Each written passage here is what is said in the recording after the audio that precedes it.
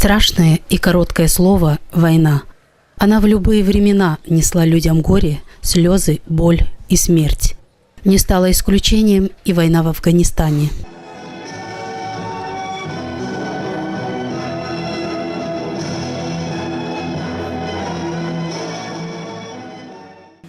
Когда 25 лет назад, как принято официально говорить, последний солдат пересек Амударью, выполнил свой воинский долг, но мы знаем, что, к сожалению, правда, она открывается и сейчас, что еще оставались на территории этой страны люди, которые попали в плен, пропали без вести, которых судьбы до сих пор устанавливаются. Председатель Совета ветеранов войны и труда Гагаузии Илья Арнаут, выступая на митинге, отметил важность сохранения памяти о подвигах тех солдат, погибших на чужой земле при выполнении интернационального долга.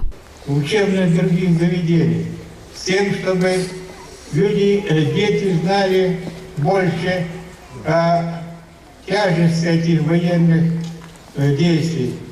Чем больше мы говорить будем о войне, о ее последствиях, тем мы больше будем отдалять эту войну от себя, тем счастливее будет жить наши последующие поколения. Мы сделаем все от нас зависящее, чтобы память о подвигах солдат-афганцев надолго осталась в наших сердцах и передавалась из поколения в поколение, подчеркнул заместитель примара муниципия Камрат Федор Гайдаржи.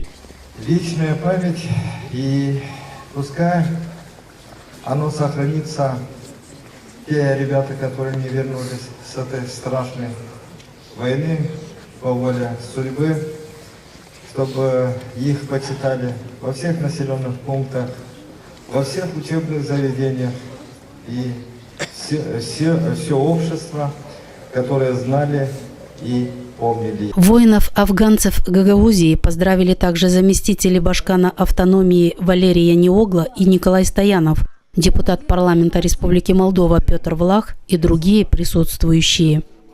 После минуты молчания и возложения цветов к подножию монумента мероприятие продолжилось концертной программой, подготовленной учащимися лицеев города и работниками Дома культуры.